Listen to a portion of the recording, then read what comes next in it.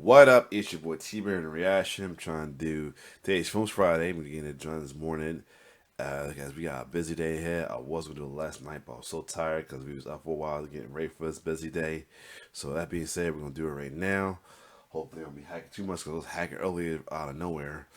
Coughing, I should say. Anyway, so this week was poll week as well too. I've been playing poll for a extra kill count to fill in the spot. As you know, spots was filled with from not only returning kill count but a saved kill count that was saved from the redemption pool as well too. So that being said, we're gonna go straight to the pairs that's part of the dead meat kill counts, which is, and I shaped it up. So the pairs selected for the poll week was When Evil Lurks paired with Hell House, the menu paired with Immaculate, which Immaculate was the kill count from the play-in poll.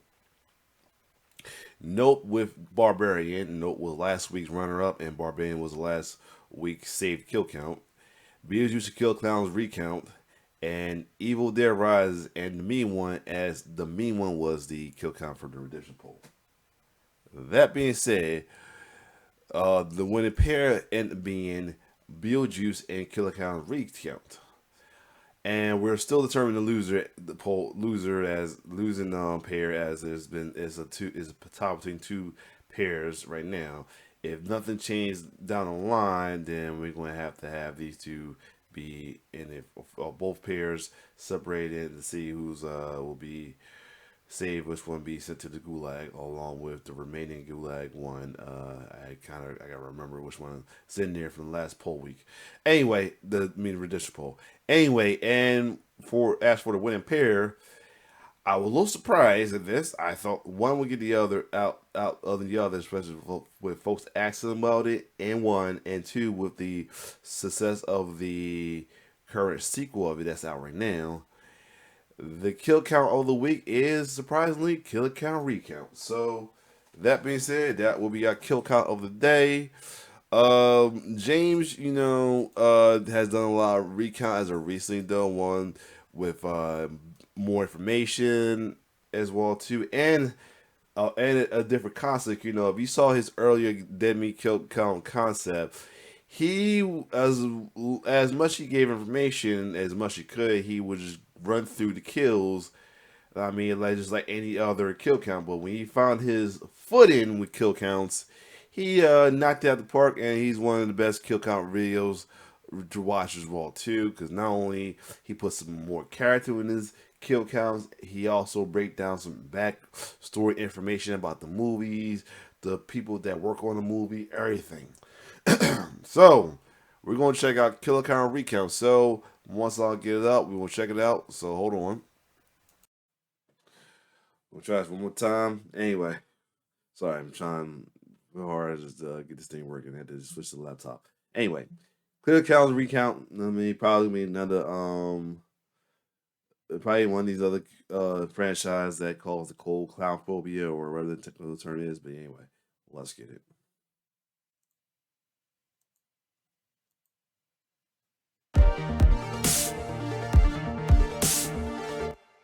Welcome to the Kill Count, where we tally up the victims in all our favorite horror movies and show you how they were made. I'm James A. Janice, and today we are once again looking at Killer Klowns from Outer Space, released in 1988. Killer Klowns from Outer Space is exactly what it sounds like, a schlocky 80s B-movie about a small town invaded by aliens who look like clowns. Sometimes it's hard to define exactly what a B-movie is, but there's no mistaking Killer Klowns for one. In fact, I'd say it's King of the Bees, except for King of the Bees. The Bees. What up, John Saxon? I first covered this movie on New Year's Day 2018, back when I was but a lad. It's a classic kill count episode, and I'm happy so many people still love it. But I want to throw some respect on this film with an upgrade that shows more of the craft that went into making it. Also, the count itself could use some revising. Y'all know what I'm talking about. Killer Klowns is the brainchild of Stephen, Charles, and Edward Chiodo, three brothers whose special effects work is the source of many a classic scene, like the kid scarring Large Marge in Pee-wee's Big Adventure. They did stop motion for Elf and a bunch of episodes of The Simpsons, and designed puppets and animatronics for Ernest Scared Stupid and Team America World Police. They're the guys who created The Critters, which Zorn last year. Stephen Chiodo directed and co-wrote the film with Charles Chiodo. Hold on a second. I'm gonna turn the quality make sure it's legit quality. So don't be like stopping and freezes too many times. I noticed that a little bit too. But anyway, trying to get this man do this the best way I can, best quality I can, because I got laptop issues right now. Right now I'm on the white laptop doing this, so yeah. Kyoto, and both of them co-produced alongside youngest brother Edward. There's a lot of Kyotos. That name was on there a lot. Plus, I'm trying to get as much screen for the woman work. They've been making short films with stop motion their entire lives, from middle school to college and beyond. But Killer Klowns is the only feature film they've written and directed, and they did so with the help of their friends and family. That gives Killer Klowns an earnestness and a rough edge to its filmmaking that only adds to its charm and appeal. This movie is a great example of what you can pull off with a small budget but boundless creativity. While the brothers had near complete creative control over the movie, they only had a budget of $2 million. That's not a lot to make a prop-heavy science fiction film with a bunch of monsters, but they managed to do it by calling in favors from people who enjoyed their work. The resulting homemade-looking movie is such a mood, and I mean that in the best of ways. It's colorful but dark, cheap but impressive, and paced expertly with constant clown gags throughout. It never lets up on the fact that these clowns are clowns. They're clowning all over the place. It's great. The tone is perfect, with wacky lines delivered in over-the-top ways, but at the same time completely straight. This movie knows exactly what it wants to be, and succeeds, thanks to both the effects and the cast, especially Grant Kramer as Mike. Dude is such a smarmy little guy. Sometimes it feels like he's almost making fun of us, the audience, with his line delivery. Hurry, step right up. See the Circus Bizarro! But what really sells the movie is the clowns. They're fantastic, both scary and funny at the same time. No wonder they've become cult classic characters, appearing at Halloween Horror Nights many times over, Spirit Halloween, and in an upcoming video game, which Chelsea and I will definitely stream when it comes out on June 4th. So be sure to subscribe to Dead Meat Presents for that. I did hear. I love yeah, I know many straight forgot they're supposed to have a video game out. Oh yeah, it's probably out now. I forgot they released the video game. It's probably out now, but yeah, I straight forgot about that. You do too. I can't wait to take another look at it. How many kills will come one, come all at this? Oh, hey Zoran! Hey bud, you're back. Are you trying to steal from the kill count set? What? Oh, no, it's just misunderstanding. See, here's what I'm thinking. Okay. Father's Day is coming up. I'm a father now. Congratulations. Thank you. As well I've too. been Fellow super busy first with time travels, father. everything is going on. I just figured I would take your gift for me myself. Zoran, you know that Father's Day doesn't mean I get a gift for every dad I know, right? Well, so I'm gonna try a little concert real quick.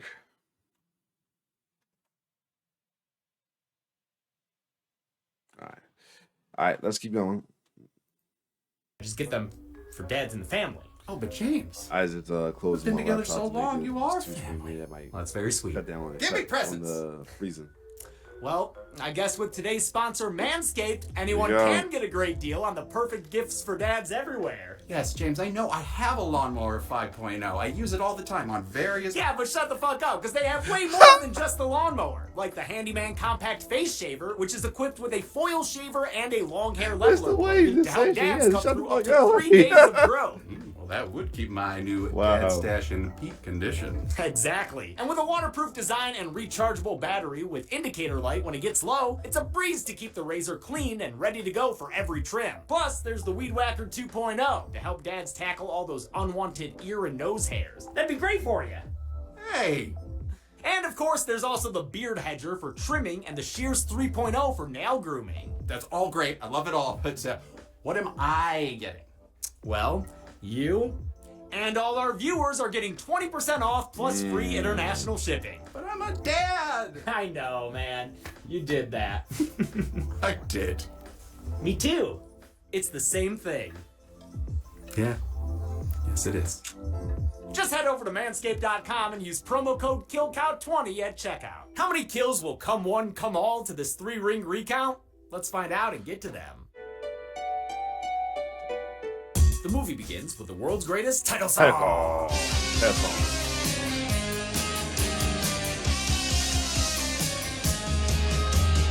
This iconic theme, performed by the Dickies, was written by frontman Leonard Phillips, based solely on the film pitch their label was given by the movie's music supervisor. It's a quiet night in the college town of Crescent Cove, California. Probably because everyone's at the top of the world, a makeout spot for young lovers like Mike Tobacco and Debbie Stone. Unfortunately for all the hot lips here, they're about to get cooled down by a couple of dirty ice cream men. We'll give you the stick, you give it a lick. These bozos are Rich and Paul Terenzi, Mike's best friends from school. Their popularity does not extend to the other kids. After they leave, Mike and Debbie get back to their inflatable flirting, but they'd better be careful. Don't want Jason popping in and making them sound like this.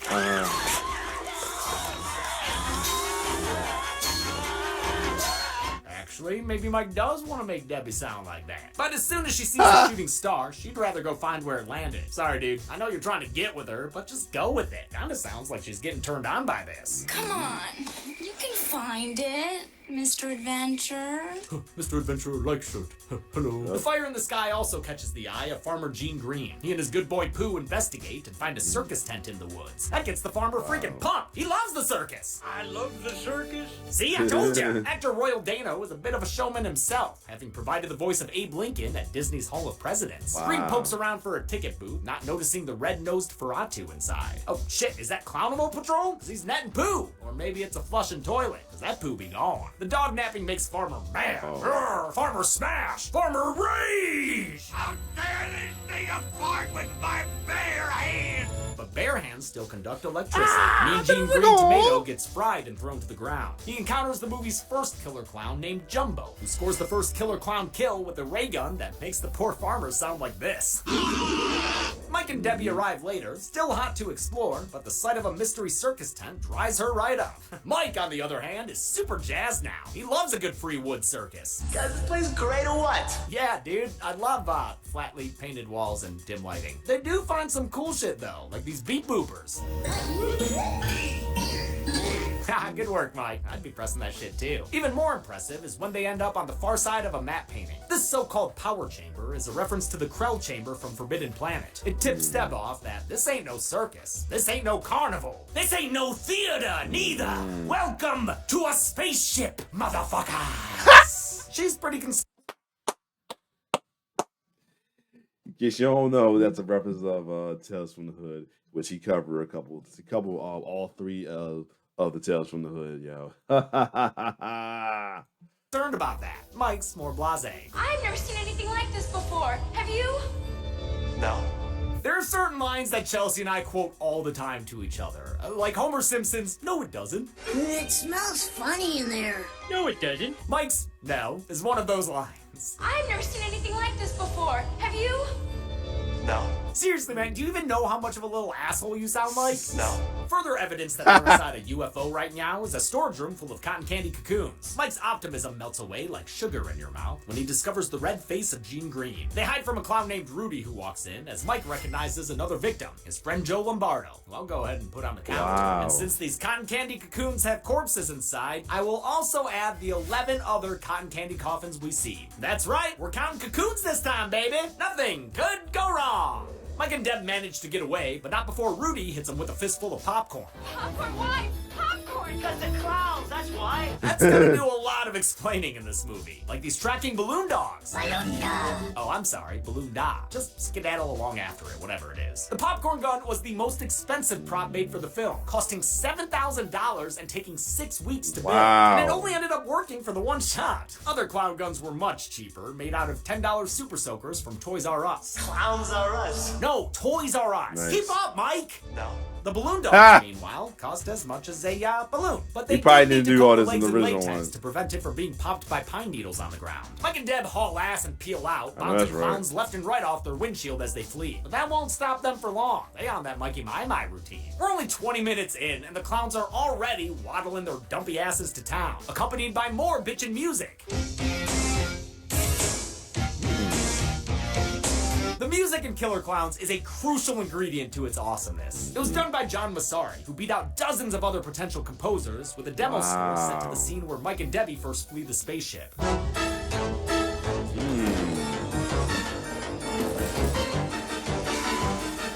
Massari continues to champion the movie to this day, composing music for the upcoming video game and Okay. putting on live concerts of the film. We covered the one they did way back in 2018, which is where we met Zoran for the first time ever. So you can thank and or blame John Massari for this guy. Most of you blame him. Mike and Deb head to the Hold police up, station. my thing just came out.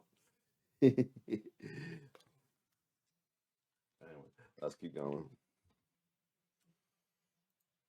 hoping to enlist the help of Crescent Cove's finest. Unfortunately, that includes Sergeant Curtis Mooney, who's got a bone to pick with his natural enemies, teenagers. He's not above police brutality or pulling an Elon Musk and implying people are pedophiles. What's the matter, Dave? You got a thing for these little boys? His more by-the-books deputy is Dave Hansen, an absolute hunk who's not afraid to be a righteous ball of rage. Hottie Hot Dave is an ex-boyfriend of Debbie's and is none too pleased to meet her new boy toy Mike, or hear about their kooky clown kink. He starts to take them seriously when they say that people are dead. Mooney remains more skeptical. Killer clowns from outer space. Holy shit. Dave's willing to check things out, even if it makes him a third wheel. I'm not your boyfriend anymore. It doesn't change the way I feel about you, little Debbie. Wait, did he just call her Little Debbie? Little Debbie. Aw, she is widow snack cake. Dave thinks Clown Town is no place for a lady, so he forces Deb to stay at home. And he forces Mike to still ride in the back. What a power play, dude. He stays passive-aggressive like that for a while. Hey, it's got nothing to do with you, really. It's me. It's obvious she goes for laughs, not stability. While the boys go to the crash site, the clowns arrive for some vaudevillainous shenanigans. A schmuck who looks like a proto-Culkin stops to watch a parkside puppet show in a gazebo. He thinks it's bullshit until it breaks out the special effects. And he's in love with the punched-up Punch and Judy show. Oh, wait, no, he doesn't like it again. Because Spiky the Clown emerges to take an encore, and him as a captain. Oh, man. Too bad your ass got zapped.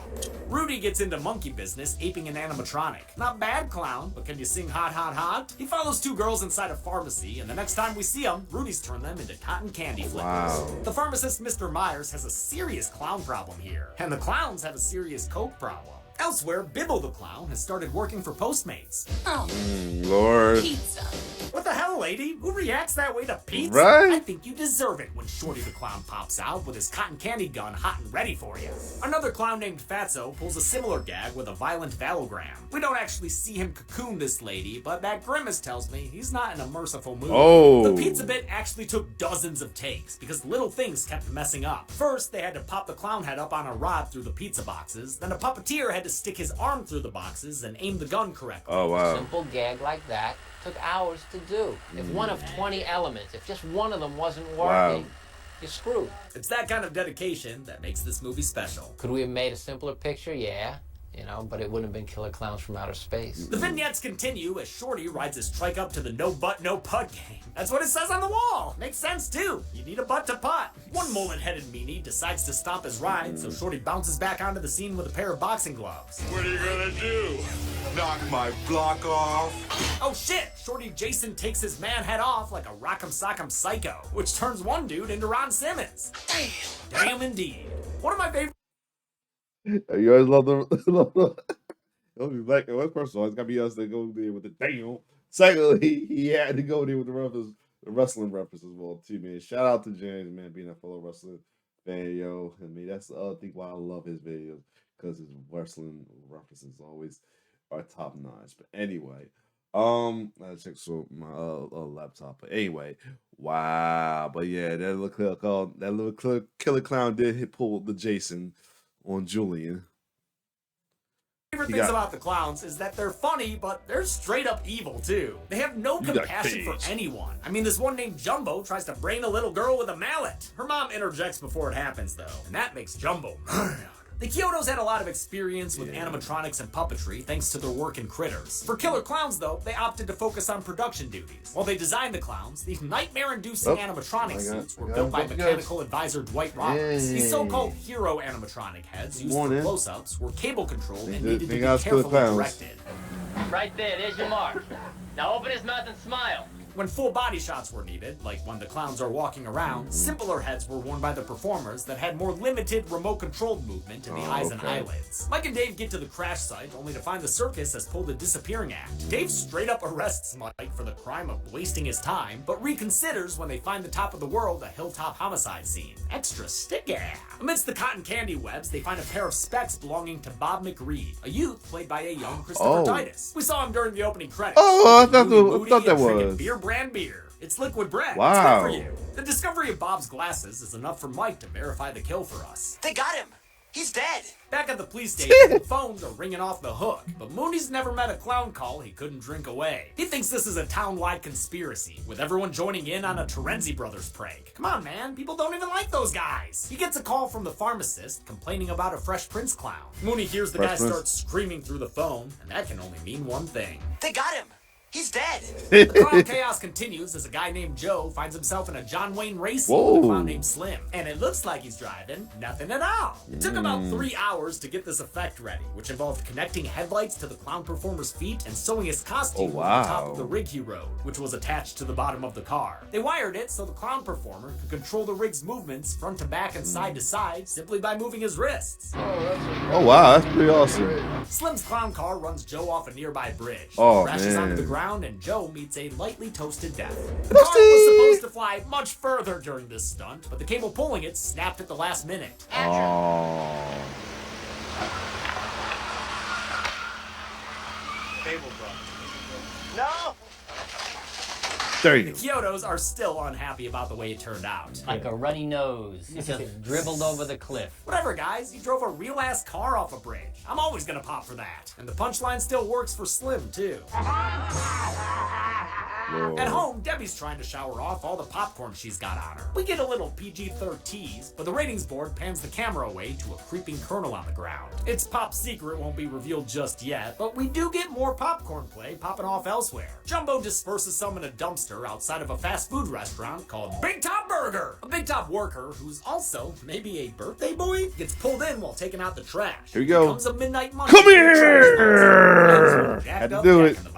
A group of people waiting at a bus stop get a No. visit from Slim and his Shady Shadow puppet show. Wow, so patriotic. These shapes are quite impressive for a guy who only has 4 digits. But this sinister Simpson's got something else on his mind. A motherfucking dinosaur! Mike and Dave drive by just in time to see Slim shadow ban the bus stop group to his bag of popcorn. Man, that took a Jurassic dark turn. Mike commandeers the police car to make a citizen's arrest, but Slim just hippity hops out of the way. He's gone.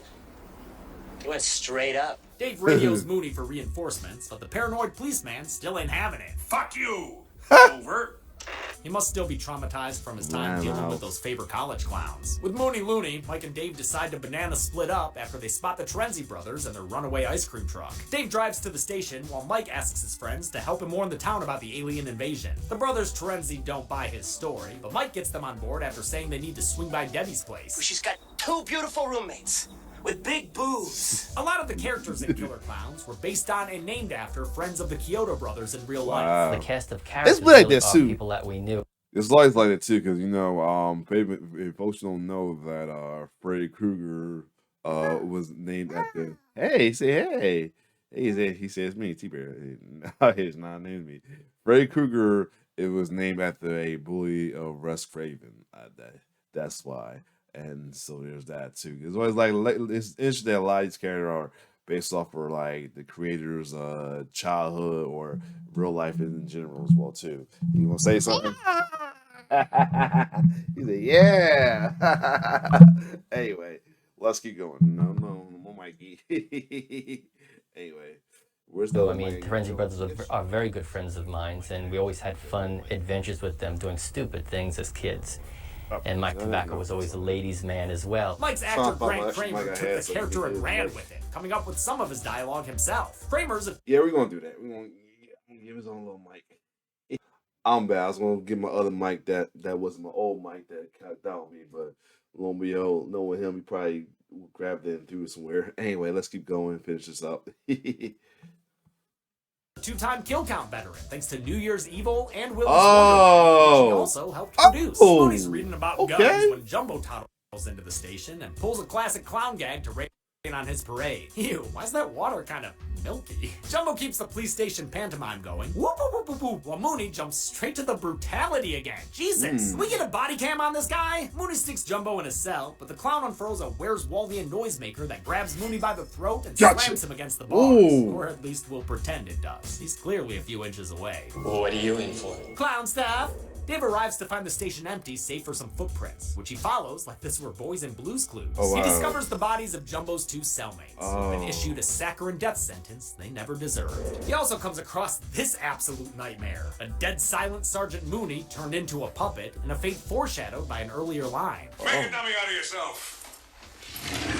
But you're not Oh, gonna make a dummy out of me. Well, It's a genuinely disturbing sight, and the scariest part of the film, especially when Jumbo Dunham starts talking. Don't worry, Dave. All we want to do is kill you. Yeesh, no thank you. Dave opens fire, which doesn't do anything until he shoots Jumbo right in his big stupid clown nose. Oh! So, I'm sorry, did I hurt your widow feelings? Just Wonder Woman your way out of there, clown. Good job, Dave. To achieve the spinning lights on the walls during this effect, they built a rotating pillar of mirror shards that reflected light around the room. Kinda Nice. looks like something out of Hellraiser. Dave finally manages to call for backup on the radio. And they're gonna need it, since Mike and the Terenzis just came across a whole-ass clown parade. The first time I covered this movie, I thought that the scene was a nightmare to count. That was before the Purge series. Now, it's easy to see that the clowns have already claimed 13 victims here. hold on. It's starting to freeze up. I'm about to turn the FPS down. I was doing good with 50, and I got turned down. Hold on. I'm back. Let's keep going. I turned it at 30. Let's see that. Make it not ash freezing. One tossed from a window and added to a pile of 5, one being carried by a clown named Talls, 3 more we see in a separate pile, and 3 littered on the street being hoovered into this freaky float. One guy almost survives by hiding under a car, but when he tries to run, he doesn't make it. They got him. Damn. He's dead. This giant vacuum machine was just a pickup truck with decorated panels attached to it. It reminds me of when I turned my old Topaz into a tank back in like 2006 for my first ever online series, Battlefield 2 in real life. Wow. Hi, I'm James A. Janice. Whoa! Man, the shit my friends and I would do in high school. I'm glad I made it out to the other side. The Terenzis get the fuck out of Dodge and head to Debbie's, whose popcorn problems are really heating up. She finishes her 2-act long shower and discovers those kernels have grown into clown leech babies. The Jack and the Bastards try to take a bite out of her, but she aerosols them out of there and gives another 2 a little kick. The bully clown almost gets her, but she puts her shower head to its 3rd good use and buys enough time to get away. Alas, she still gets cornered by Slim, and she just can't kick those leg warmers hard enough. They turn her into Balloon Girl, a perfect match for Jake Gyllenhaal, and a fate that was hinted at earlier on the phone. They took your wife away in a balloon?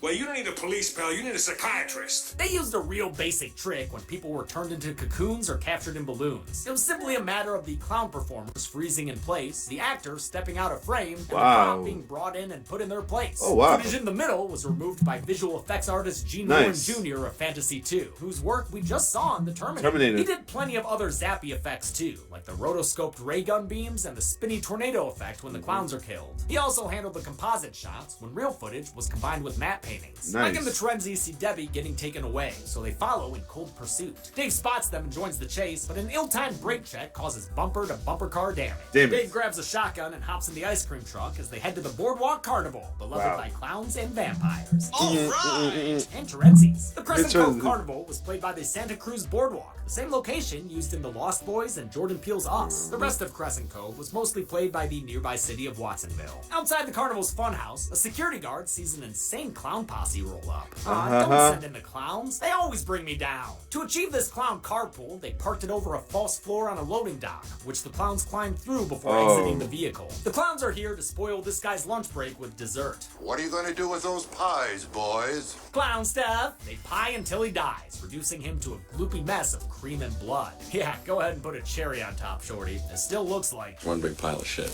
The security guard was meant to be a cameo for comedian Soupy Sales, who was famous for taking Oh, pies wow. to the face. But I guess the executive producers didn't know who he was and didn't want to pay to fly him out. The boys arrive shortly after and follow the clowns inside for a Funhouse final set piece. They walk through a smoky warehouse where roadside stops store their signs. The Terenzis just can't help booping stuff here. But again, man, I totally understand. Don't touch them, okay? This place is probably booby-trapped. More like boopy-trapped, because the bros boop down a Scooby-Doo trap door and land in a McDonald's play place. There, they find a surprise waiting for them.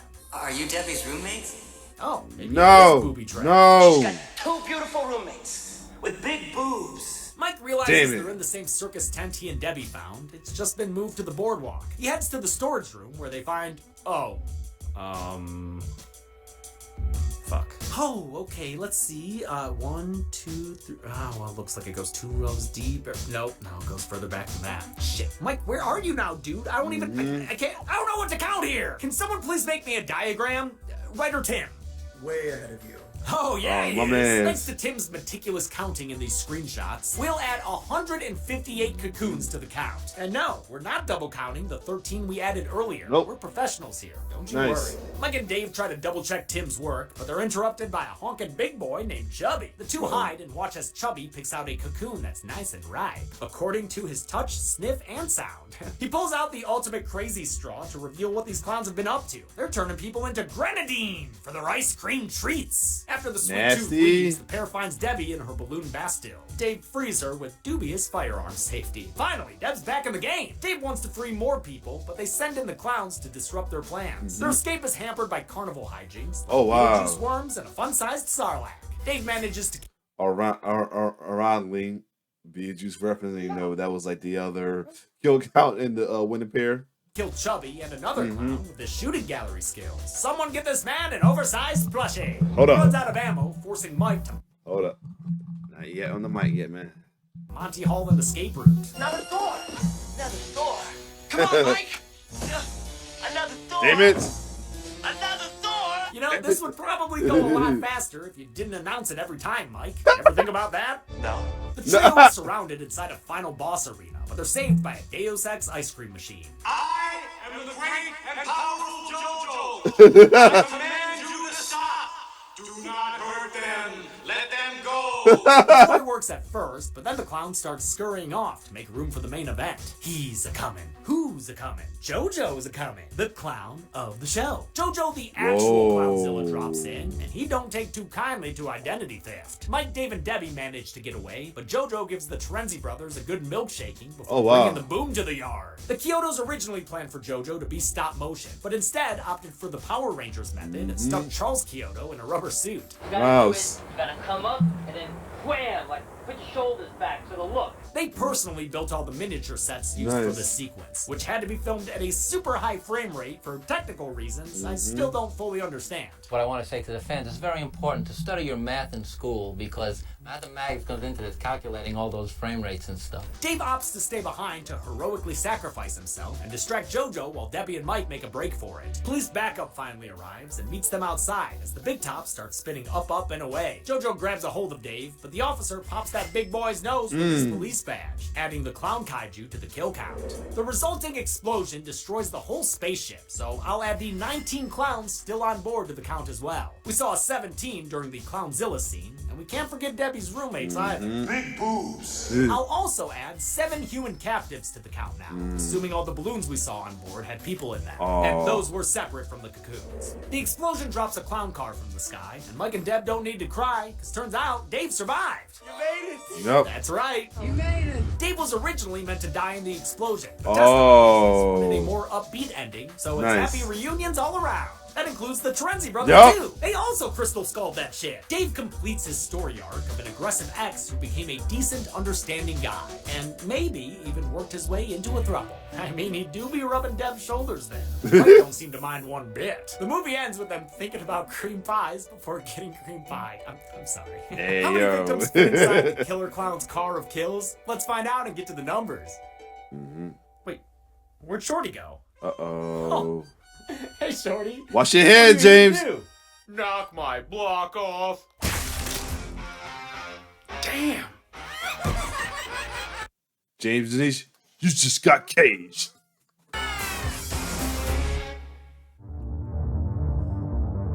We counted 234 kills in Killer Clowns from Outer Space. Way more than I did the first time, thanks to Tim. Yay, Tim! The victims consisted of 16 male humans, 6 female humans, 21 male clowns, 2 female clowns, and a whopping 189 unknown cocoon and balloon victims. That gives us this pie chart that probably tastes like cotton candy. Probably. Or popcorn. Or bad. With a runtime of 88 minutes, that left us with a kill on average every 22.56 seconds. I'll give the golden chainsaw for coolest kill to the biker. It's an iconic kill that works as a hilarious punchline, literally. Also doesn't hurt that it cleans up after itself. Dull machete for lamest kill will go to the 158 cocoon victims, since I had to pay for Tim's time to count them all. But he did great. Thanks, Tim. And that's it. Killer Clowns Was that? Let me know if that was the Dull Machete last time.